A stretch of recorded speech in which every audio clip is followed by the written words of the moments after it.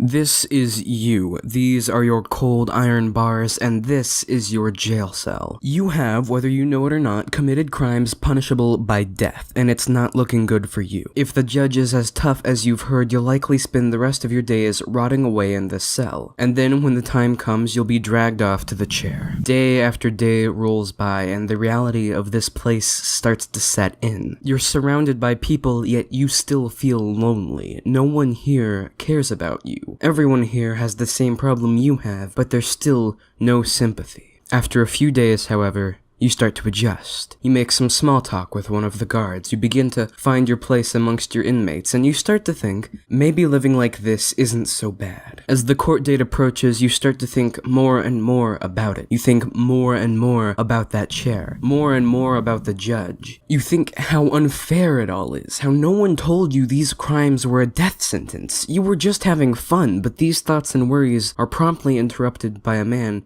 entering your cell. The man is offering you a deal. He says he has your best interests in mind, and that with him, there's a way you can get out of this. There's a way you can show the judge your side of the story. The man says there are enough eyewitness testimonies and cuts in the system that he could get you out of this. He could get you out of that chair and back into the real world, a better neighborhood, a cleaner house. He just needs you to admit your crimes in court and sign the dotted line. But you decline. He begs you, he pleads with you that this deal is a deal worth taking, and this is the only way out of that chair, yet still you say no. Because you've got your own plan. You know enough about the system to fight for yourself. You can handle this. You tell the man, I won't end up in that chair, pal. I've got this under control. I don't need you. The man looks down at his feet. He tells you you weren't the only one who thought that. Plenty of others have tried on their own.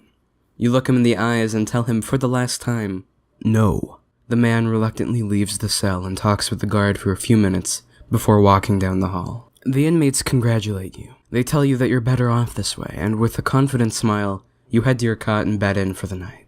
Months go by, and you're beginning to forget that deal the man offered you. But as the court date draws closer, you begin to remember. A part of you worries you made the wrong decision, that you can't handle it on your own, but you shake that off. You remind yourself how much you know. You know the system inside and out. You were just a kid just having some fun. Nobody told you it was wrong. Anybody, even a dumb judge, could figure that out. You keep telling yourself that, and for a while, it works. You begin to take it all as fact, but the date keeps coming closer and closer. And in the last few weeks, your inmates aren't so supportive. Some of them even take the deal the man offered you. You and some others laugh. You tell them they're wasting their time, but you begin to doubt even more. This time it takes a more convincing argument to tell yourself you have things under control. You didn't know it was wrong. People on the outside have done far worse. You don't belong here, and anyone would see that. After a few more days of suppressing your fears, you finally come out on top, just knowing that you'll dodge the chair. You feel confident once again, just in time for the sentencing. You enter the courtroom. You take a look at the judge and then take your seat.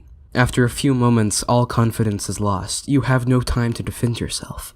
Anything you say just worsens the argument against you. The trial goes on. An eternity has passed while the clock only reads an hour. Nothing anyone says reaches you. Your mind is jumping from action to action. Eventually, all you can think of is that chair. You can already feel its effects. You're already dead. The judge just has to say those words, the only words that reach you. Hour after painful waking moment, the only words that reach you, even after all the nonsense to pass you by. After all the drowned out accusations and defenses, the only words that reach you, sentenced to capital punishment. You start quaking, at first in fear but then in anger as men grab you by the arms and start hauling you off. But you begin crying tears of hatred. All you want is to kill the judge, but by now, you've been taken too far from the courtroom. But there's no time to think, you can't think. The next hours go by in a blur. There's no yearly wait, no delays, this is happening right now. And before you know it, you're lying in that chair, numb, angry, and hopeless as you begin thinking about the man, thinking about how it could have been different. But before you have any more time to think,